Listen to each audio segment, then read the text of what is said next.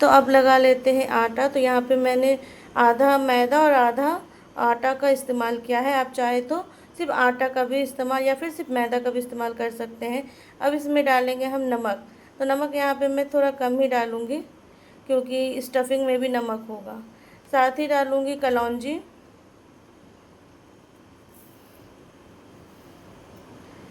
और थोड़ा सा डालूँगी 1 चम्मच के करीब ये अजवाइन है। अजवाइन को हाथ में क्रश करके डाल लेंगे। सभी चीज़ों को अच्छे से मिक्स कर लेंगे।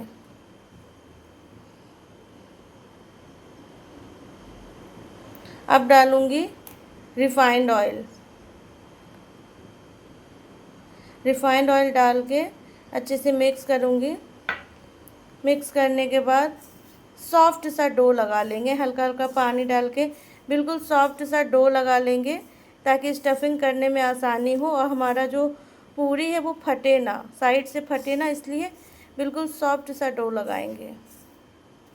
तो ये देखिए सभी चीज़ अच्छे से मिक्स हो चुका है। अब इसमें थोड़ा थोड़ा पानी डाल के बिल्कुल सॉफ्ट आटा हम लगा लेंगे। तो ये देखिए बिल्कुल सॉफ्ट सा आटा लगकर तैयार है। इतना ही सॉफ्ट आपको रखना है आटा, ज़्यादा गीला या ज़्यादा हार्ड नहीं रखना है। अब ऊपर से थोड़ा सा रिफाइंड ऑयल लगा के इसे 10 मिनट के लिए हम रेस्ट पे छोड़ेंगे। तो चलिए सबसे पहले बना लेते हैं कचौरी का स्टफिंग। तो ये देखिए यहाँ पे हमने सत्तू ले लिया है और अब इसमें हम कुछ सामग्री ऐड करेंगे। तो देख लेते हैं। सबसे पहले हम डालेंगे अजवाइन। तो अजवाइन को थोड़ा सा हम अपने हाथों में क्रश कर लेंगे, क्रश करके डाल देंगे। साथ ही डालेंगे कलौंजी, थोड़ा सा कलौंजी डाल लेंगे, इससे टेस्ट बहुत अच्छा आता है। अब डालेंगे हींग। हींग भी थोड़ा ही डालेंगे। ये देखिए ज़्यादा नहीं, बस थोड़ा सा आपको हींग डालना है, इससे बहुत अच्छा स्वाद आता है। ज़रूर डालिएगा आप लोग। अब डालेंगे इसमें नमक। तो नमक थोड़ा कम डालेंगे क्योंकि आटा में भी हमने नमक डाला था। थोड़ा सा डालेंगे काला नमक।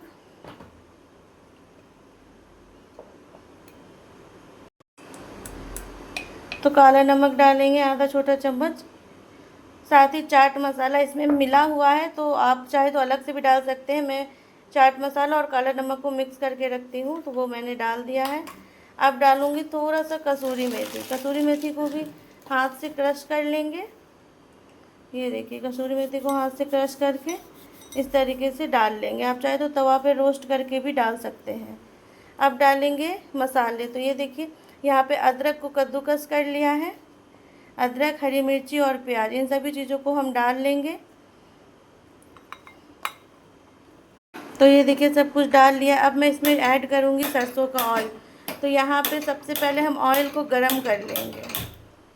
तो ये देखिए एक डब्बू चढ़ा दिया है गरम होने के लिए। अब इसमें हम डालेंगे सरसों का ऑयल और बिल्कुल धुआंधार होने तक सरसों को ऑयल को हम गरम कर लेंगे।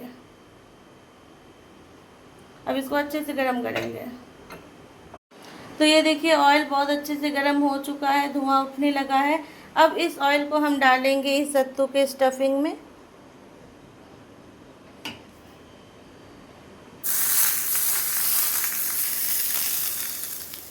और साथ ही डालेंगे ये थोड़ा सा अचार का भी ऑयल है, इसे भी हम इसी में डाल देंगे।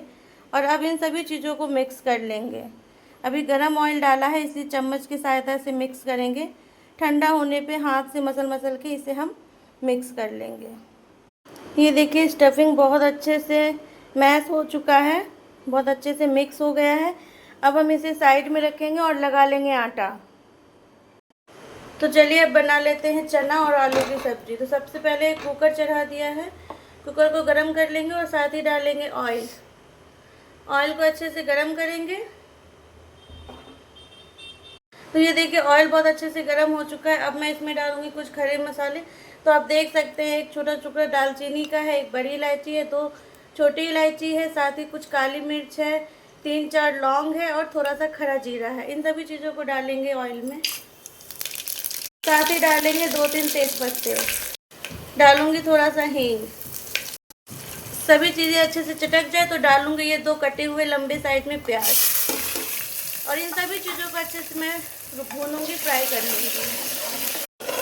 तो ये देखिए प्याज अच्छे से फ्राई हो चुका है, ज़्यादा प्याज को फ्राई नहीं करेंगे। अब इसी स्टेज पे हम डालेंगे अदरक, लहसुन और हरी मिर्ची का पेस्ट। मिक्स करेंगे।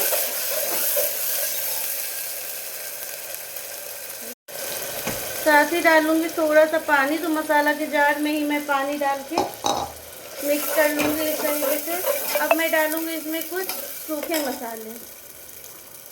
तो सबसे पहले मैं डालूँगी 1 चम्मच हल्दी पाउडर,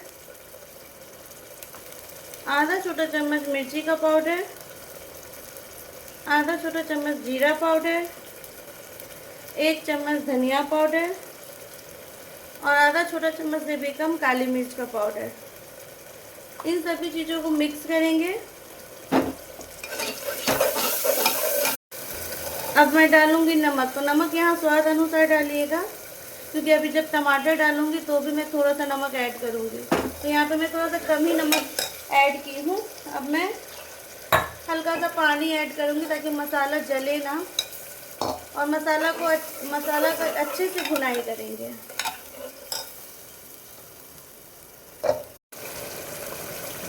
अब मैं साथ ही डालूंगी 2 टमाटर को, ये देखिए छोटे छोटे टुकड़ों पे कट कर लिया है, और बिल्कुल थोड़ा पिंच भर में नमक डालूंगी, क्योंकि नमक पहले भी डाल चुकी हूँ। अब इन सभी चीज़ों को अच्छे से मिक्स करके पका लेंगे, 5 मिनट तक भून लेंगे। तो ये देखिए 5 मिनट हो चुका है, मसाला को अच्छे से भून लिया है। अब मैं इसमें डालूंगी ये भिगे हुए काले चने। काला चने के साथ साथ ही मैं डाल लूँगी, ये देखिए कुछ इस तरीके से मोटे मोटे टुकड़ों में आलू कट कर लिया है, इसे भी हम डाल लेंगे। अब दोनों चीज़ों को मसाला के साथ अच्छे से भून लेंगे और 5-10 मिनट हम इसे भूनेंगे मसाले के साथ।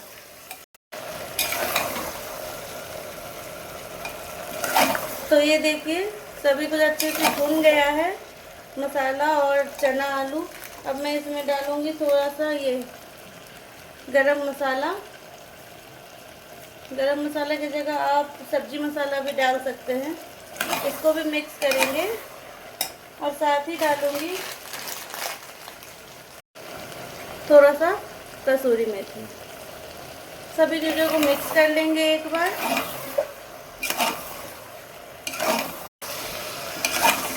सभी चीज़ों को अच्छे से मिक्स करने के बाद मैं डालूंगी यहाँ पे पानी। तो यहाँ पे मैं 3 गिलास पानी का इस्तेमाल करूँगी।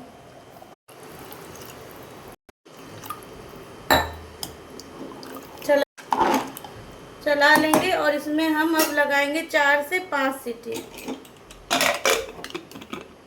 ताकि हमारा चना और आलू अच्छे से पक जाए।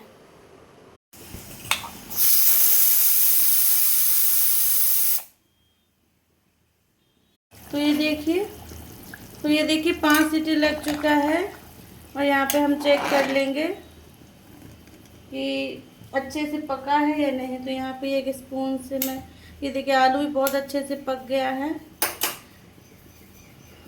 चना भी पक गया है।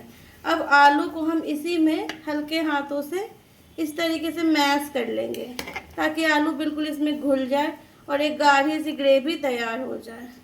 तो सारे आलू को हम इसी तरीके से मैश करेंगे। तो ये देखिए सारे आलू को अच्छे से मैश कर लिया है।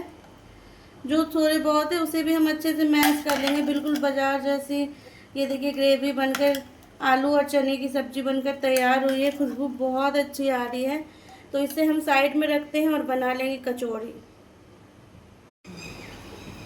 तो ये देखिए आटा भी बहुत अच्छे से रेस्ट हो चुका है आटा का। तो एक बार मैं इसे फिर से इस तरीके से अच्छे से मसल लूँगी, ताकि ये और अच्छे से सॉफ्ट हो जाए। अब इसकी छोटी छोटी लोइयाँ काट लेंगे।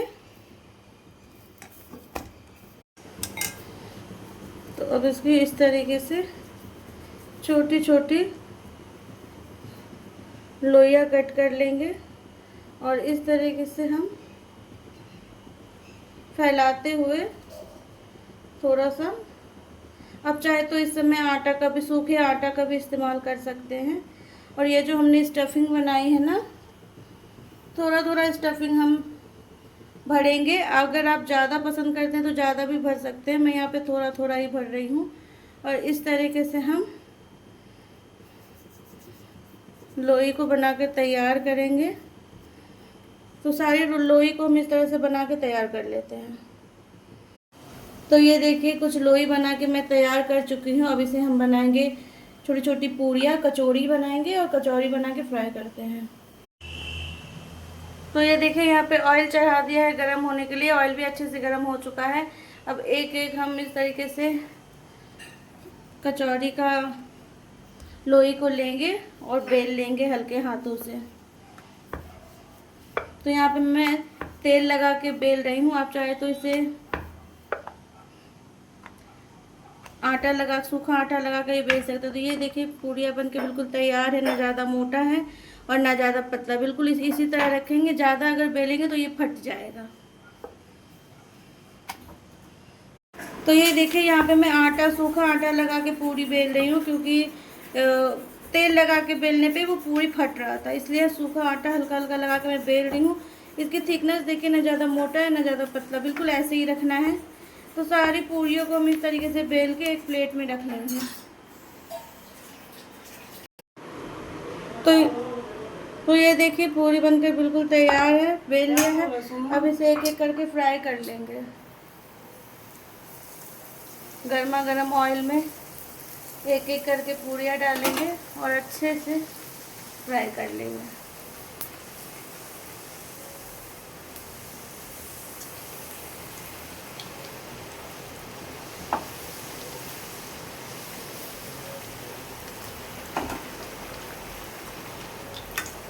तो ये देखिए अच्छे से पूरियाँ फूल गई है। अब इसे हम निकाल लेंगे एक प्लेट में।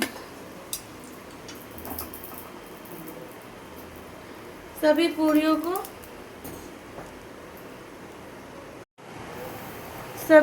को इसी तरीके से फ्राई कर लेंगे। तो ये देखिए गर्मा गर्म कचौड़ी बनकर बिल्कुल तैयार है।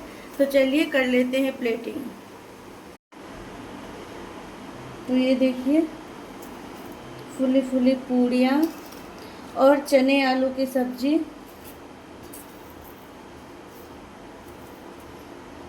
बिल्कुल तैयार है गर्मा गर्म। तो मैं अब यहाँ पे आपको एक पूड़ियाँ तोड़ के भी दिखा देती हूँ। ये देखिए कितना अच्छा ये पूरी बनकर तैयार हुआ है और खाने में भी बहुत स्वादिष्ट है। तो यहाँ पे मैं टेस्ट करती हूँ।